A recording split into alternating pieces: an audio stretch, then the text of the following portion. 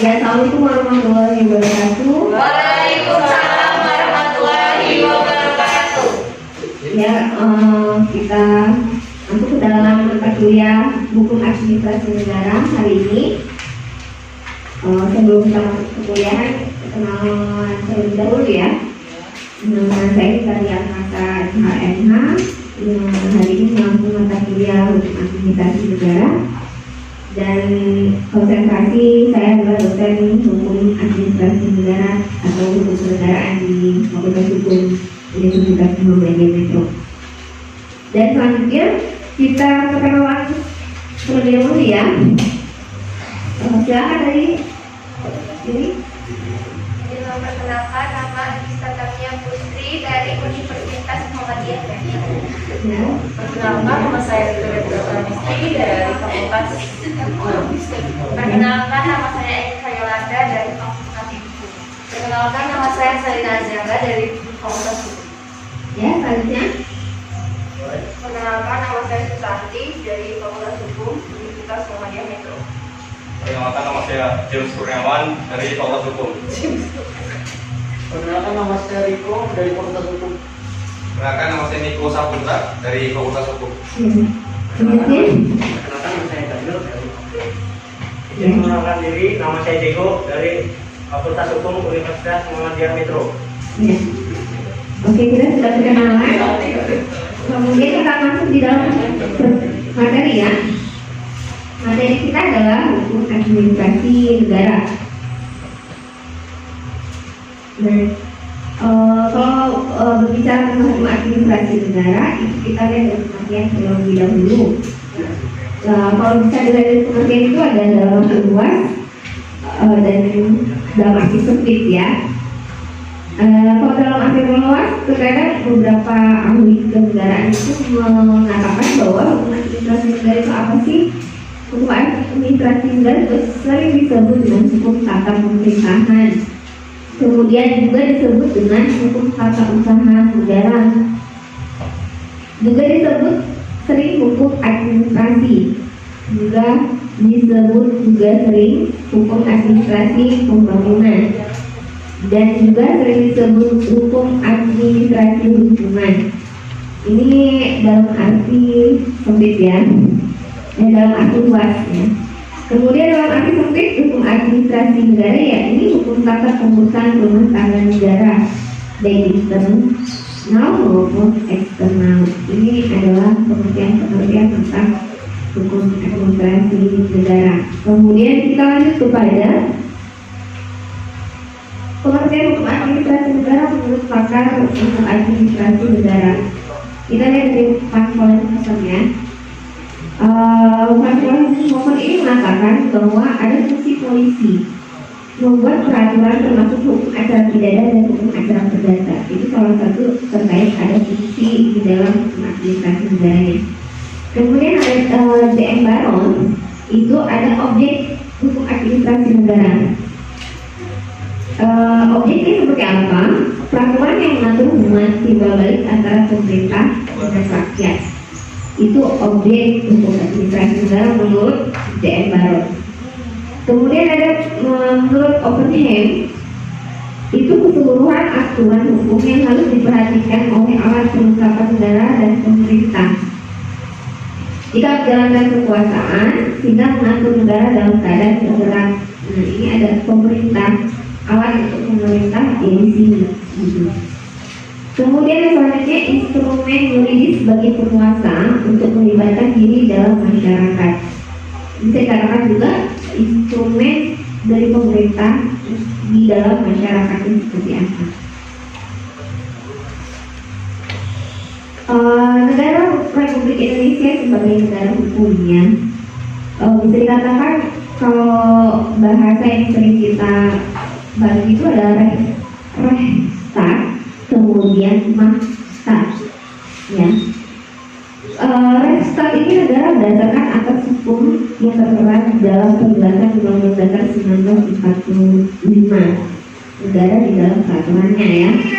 Kemudian kalau berbicara Machtstaat itu bukan untuk negaranya tetapi adalah kekuasaan di dalam kita sebut bermaksud. Jadi antara negara dengan kekuasaannya.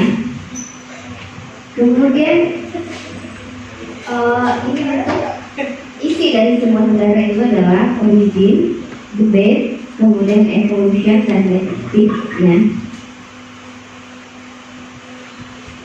Nah ini ada asas-asas negara hukum, asas monopoli paksa, asas persetujuan rakyat, asas persetujuan hukum.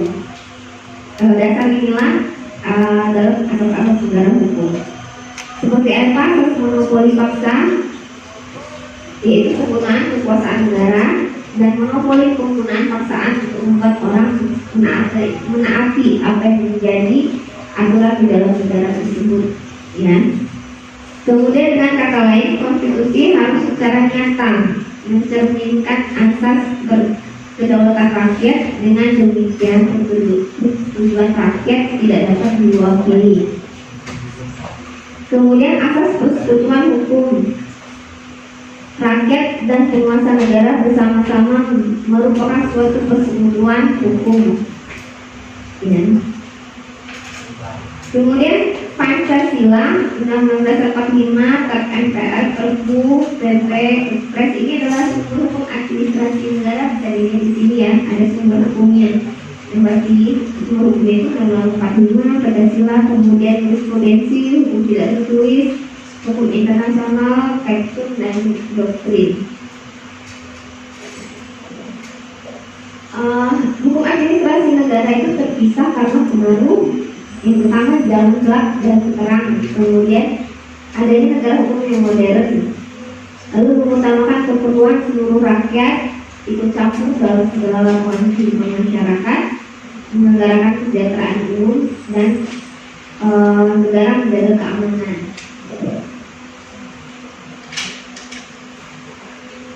Ini kita lihat ada perbedaan HTS dan HAN.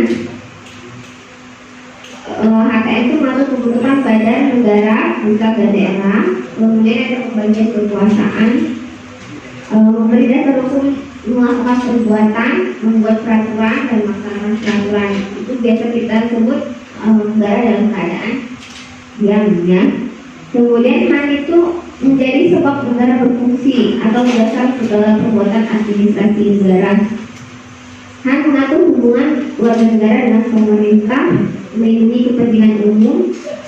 Kemudian HAN kelanjutan dari HTN, dan HAN mewujudkan tugas HTN. Ini paling open ya. HAN bentuknya seperti itu. Kemudian ada administrasi negara menurut Tansil sebagai berikut. Sebagai aparatur negara, aparatur pemerintah, instansi politik menjalankan administrasi negara, itu sebagai aparatur negara. Kemudian sebagai fungsi atau aktivitas kegiatan mengurus kepentingan negara, dan juga sebagai proses teknis menyelenggarakan undang-undang segala tindakan dalam tindakan undang-undang.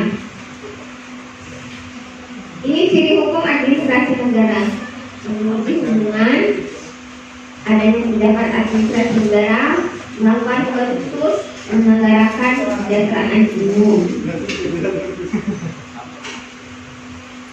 Nah, ini hakikat peran dan tujuan HAN.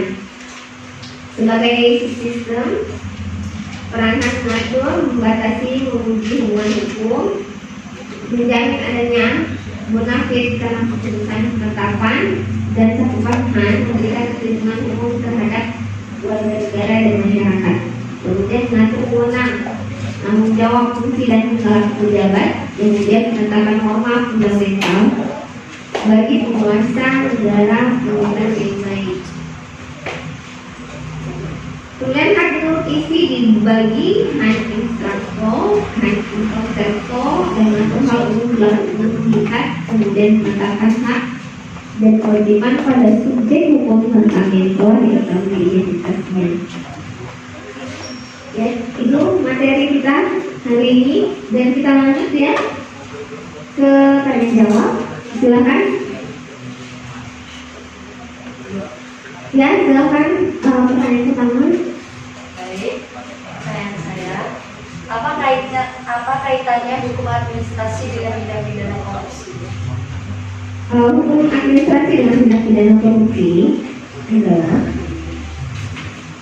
yang kedua tidak bisa dipisahkan ya dari kaitannya dengan tindak pidana korupsi, karena hukum administrasi memiliki peran penting dan strategis dalam menentukan terwujudnya pemerintahan yang baik dan bersih, bebas dari korupsi dan nepotisme dan bentuk pelanggaran hukum administrasi negara. Itu hubungannya administrasi negara dengan tindak korupsi ya. Selanjutnya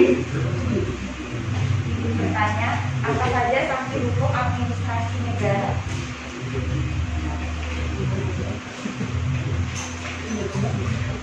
sanksi hukum dalam hukum administrasi negara itu bisa kita lihat di dalam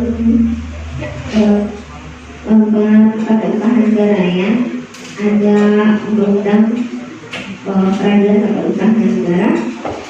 Itu yang pertama, melampaui masa jabatan atau batas waktu berlakunya wewenang, dia tepat melaksanakan kewenangan tersebut. Kemudian melampaui batas wilayah berlakunya wewenang, misalnya BPN, Metro mengeluarkan keputusan di BPN di wilayah BPN Timur. Nah, itu adalah suatu bentuk melampaui batas wilayah berlakunya wewenang tersebut ya. Kemudian bertentangan dengan ketentuan peraturan perundang-undangan, itu juga bentuk hal-hal yang dapat diberikannya sanksi terhadap penyalahgunaan wewenang tersebut ya. Lanjut. Baik, terima kasih atas penjelasannya Bu. Jadi pertanyaan saya di sini adalah strategi pemberantasan korupsi dalam perspektif hukum administrasi negara meliputi beberapa bidang perubahan. Ya, ini meliputi apa saja ya Bu ya? Terima kasih Bu. Ya, pelanggaran hukum administrasi negara tidak cuma mencakup pelanggaran ketetapan hukum perundang-undangan, kemudian yang masuk pelanggaran kepentingan dan kesejahteraan biasa negara yang patuh pada hukum publik, tetapi juga tentang tindakan pejabat atau badan administrasi negara yang bertentangan dengan asas umum pemerintahan. Nah, seperti itu ya. Ya, silakan pertanyaan selanjutnya. James izin bertanya Bu. Jadi dari materi yang disampaikan tadi, untuk suatu pertanyaan di benak saya Bu, pertanyaan seperti ini Bu. Apa itu pelanggaran hukum administrasi negara?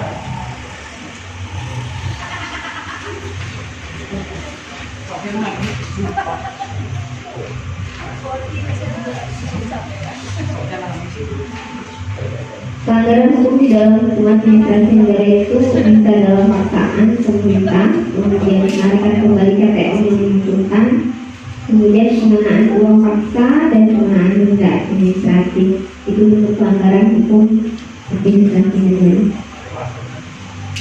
Selanjutnya, Bertanya Bu, di dalam hukum administrasi negara ini mengapa diperlukan asas legalitas di dalam hukum administrasi negara itu sendiri?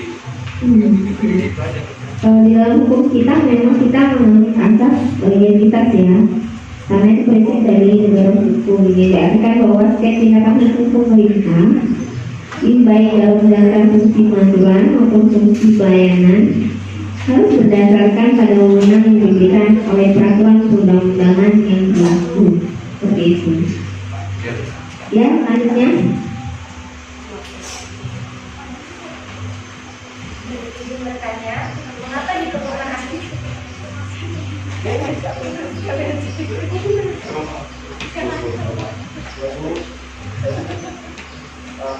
Saya ingin bertanya, jadi sebenarnya kan tadi sudah dijelaskan bahwasanya hal ini ada kaitannya dengan negara jelas tadi. Jadi di sini yang saya ingin tanyakan, bahwasanya HTN itu tentang negara. Jadi sudah bisa diulangi lagi bahwasanya perbedaan dari HTN dengan itu apa sih? Terima kasih Bu. ya. Perbedaan dari HTN sama sebenarnya adalah hukum tata negara itu membahas tentang negara dalam keadaan dan administrasi negara itu membahas tentang negara dalam keadaan darurat. Artinya dari dalam arti seperti tadi ya, bahwa administrasi negara kita fokuskan pada bentuk dari pemerintah secara sempit ya. Tapi kalau hukum tata negara itu lebih kepada perundang-undangan.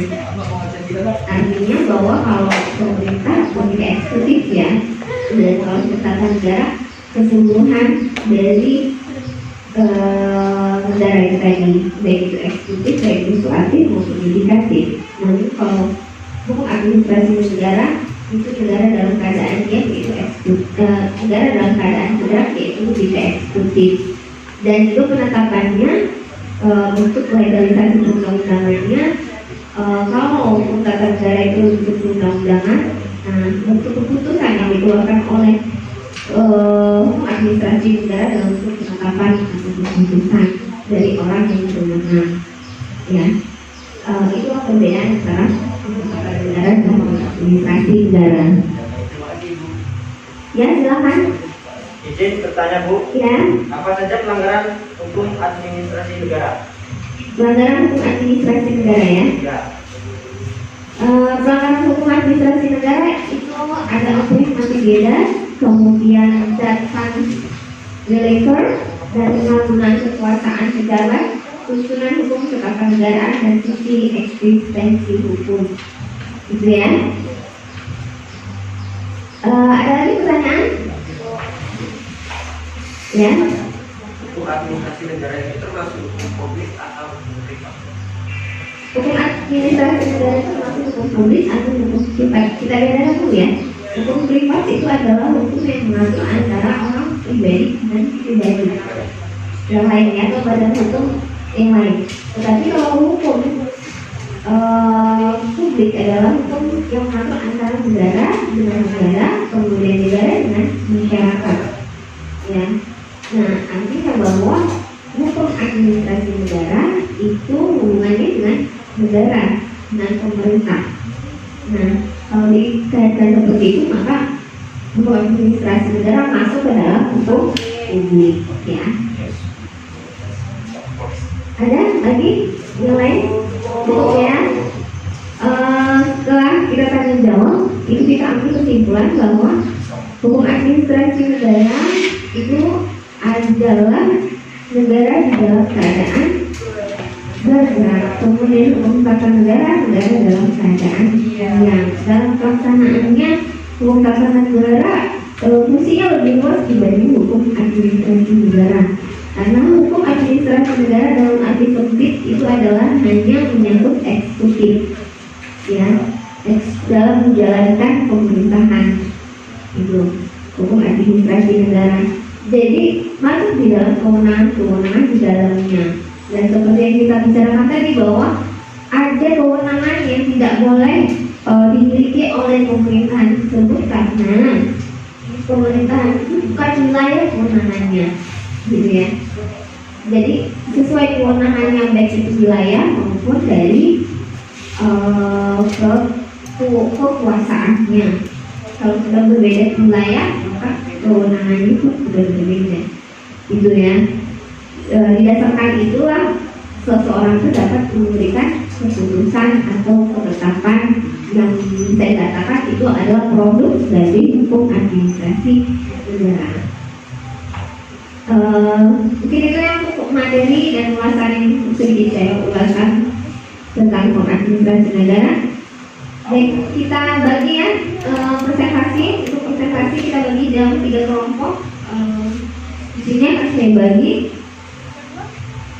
untuk kelompok 1 Rike ya sebagai ketuanya, silakan bisa didiskusikan kepada anggotanya. Kemudian yang kedua si Adisa ya, dan yang ketiga Erika ya. Silakan berdiskusi dengan kelompok masing-masing.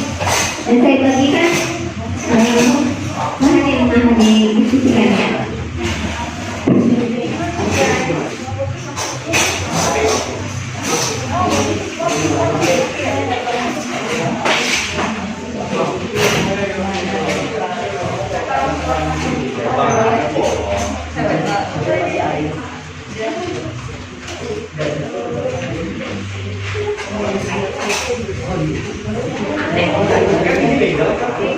Kita nggak bisa.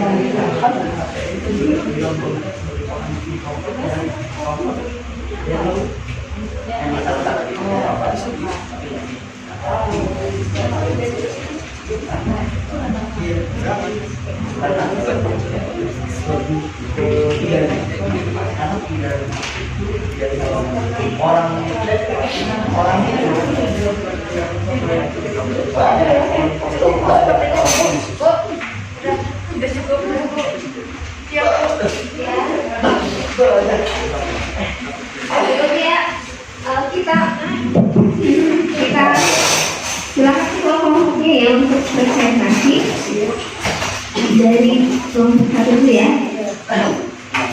Silakan.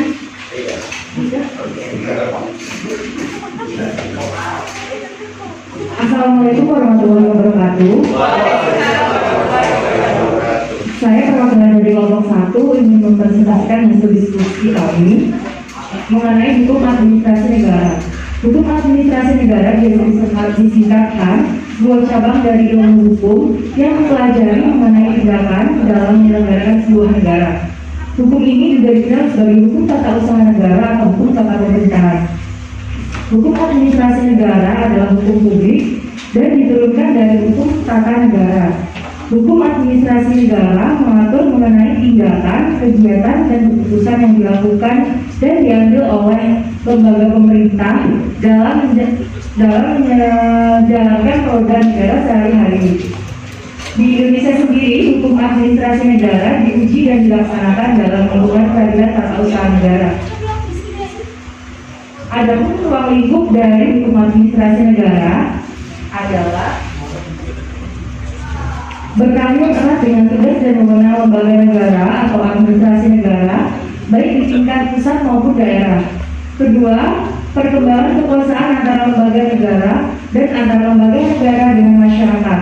Sekian presentasi dari kelompok kami. Bila ada salah mohon dimaafkan. Assalamualaikum warahmatullahi wabarakatuh. Waalaikumsalam warahmatullahi wabarakatuh. Ya, itu kelompok 2.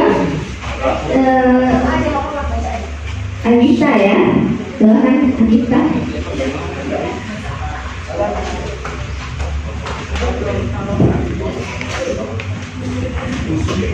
Assalamualaikum warahmatullahi wabarakatuh. Saya perwakilan dari kelompok 2 ingin mempresentasikan hasil diskusi kami. Yang pertama itu ada contoh hukum administrasi negara. Contoh hukum administrasi negara itu yang pertama contohnya aturan atau sebuah tata cara memberi pelayanan terhadap masyarakat. Kemudian aturan tentang pembentukan badan dan komisi pemerintahan. Kemudian ada bentuk dan sanksi HAM. Yang pertama itu ada paksaan pemerintah. Yang kedua penarikan kembali KTUM yang menguntungkan. Yang ketiga ada pengenaan uang paksa. Yang keempat ada pengenaan denda administratif. Kemudian tadi dijelaskan ada yang namanya asas legalitas.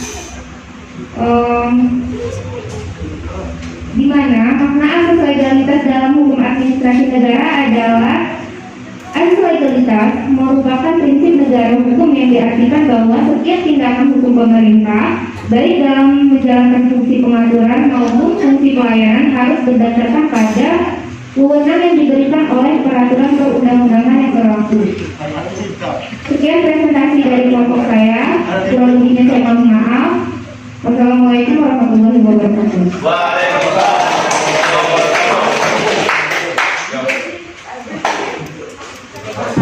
Ya, lanjut ke panitia.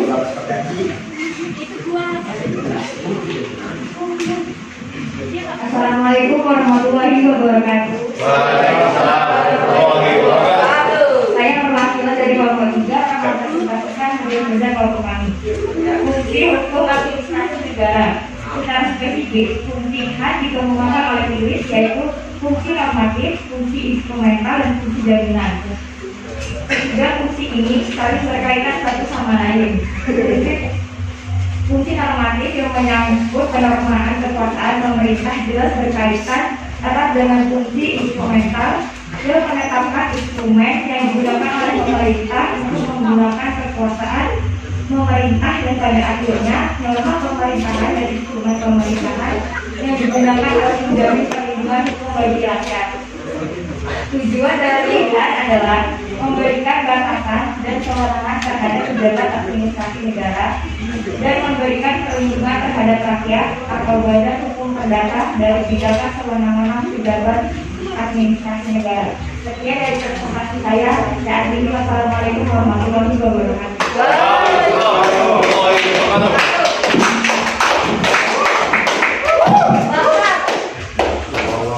Ya, demikian tadi ya sudah kita presentasi dan materi hari ini. Cukup untuk materi subjek dari hukum pengertian dari hukum administrasi negara dan materi yang berikutnya akan kita bahas di pertemuan yang berikutnya, dan saya akhiri. Wassalamualaikum warahmatullahi wabarakatuh.